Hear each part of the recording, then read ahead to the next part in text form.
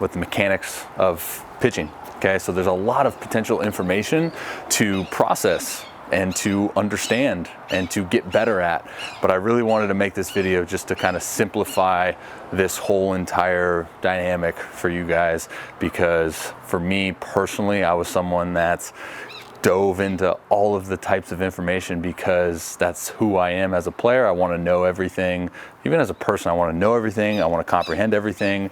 That's just kind of the way I am. And for me in my career and my development, it really hurt me because there were so many different things that I was trying to do at once, trying to understand every single thing at once without ever really taking a step back, breathing and being like, okay, what's the biggest thing that I need to focus on, and how can we go about that? So within this video, I really just want to talk about the one thing that I wish I would have done better at throughout my career, and it took me a while to kind of learn this, was be intentional with focusing on like that one major aspect, that one major component. And within a book that I'm producing like this, there's going to be so many different things, but this is why I'm going to put a lot of importance on like the self-screening for you to get an understanding of like where the biggest thing is leaking for you, and then you can really hammer that home. So for example, if you can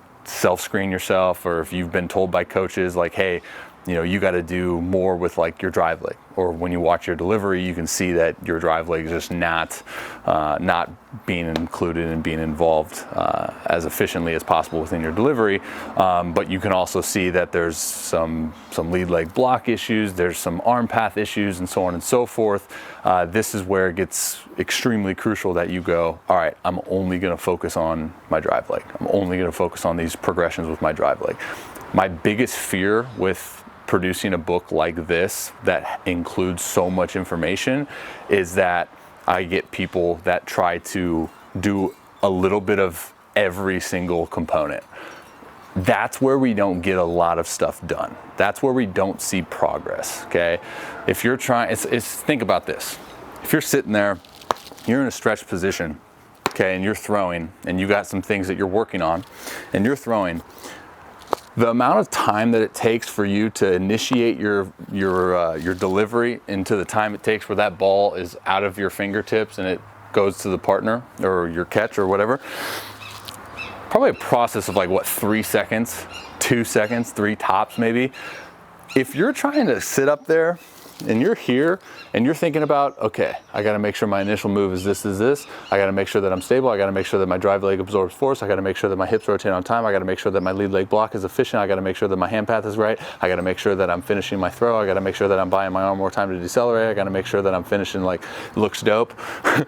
Like, think about it, right? Like if you're conscious about all of these different things, which this is honestly how I used to be, you know, like 19, 20, 21, 22 years old. If you're conscious about all those things, like, you're not able to process that and include that within your delivery. That last 3 seconds tops from the time that you initiate it to the time that it reaches your partner, right?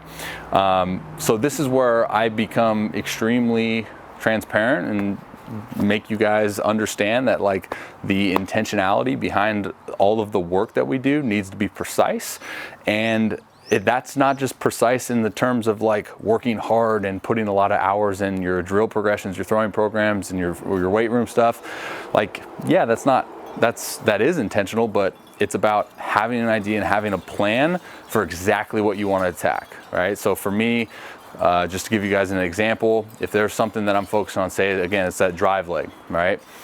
Obviously there's a lot of other things that are going on that I wish I would become better at, but right now, say it's just the drive leg is the biggest, most important. So then I go attack my day, and it's not that I spend, 15 minutes on like some drill progressions with my drive leg and then move on to something else.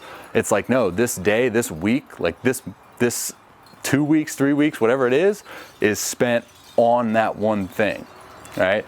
So information overload, paralysis by analysis is a real thing because it gets you completely, again, speaking from experience, gets you trapped in that quicksand, all right? There's so many different input, and you're trying to perfect it all, and you're trying to process it all, and sometimes it doesn't make sense, but you're trying to force it to make sense, and it becomes really easy for you to get trapped in all of this information, and then you go out to perform and do these physical things that need to be athletic, but then you become robotic because you have all of this information in your mind that you want to attack, right? So, like I said, my biggest fear with giving you guys all this information is that it does the exact opposite of what I want it to do, right? What I want it to do is help you improve your game and for you to advance and for you to develop into the best possible player that you can be. My fear is that you take all of this information and you get worse because you're trying to do too many different things at once. You're trying to learn these concepts and it's taken away from your natural athleticism. You're starting to move like a robot because of your conscious thoughts within trying to do all of these other things, all these other components. So just know, I wanted to give you guys something that could bring this to your attention and have in the back of your mind, and when you're going through this book and being like, okay, first thing he hit on was like paralysis by analysis, so let's not get there. I think perfect world scenario, people that like dive into this is they have an idea of what they want to attack, or they have no understanding at all, but then they can get an understanding for some concepts, and then they can apply it to themselves, or they can apply it to their players, their sons, like whatever. But like I said, it's a real thing. There's a lot of information to be processed, and sometimes I see it a lot, saw it myself. It can do more harm than good. So remember, be intentional with your planning, be intentional with what you want to do and what you want to accomplish. And being a perfectionist isn't bad, it just needs to be targeted in the right direction, if that makes sense. All right, guys, talk to you later.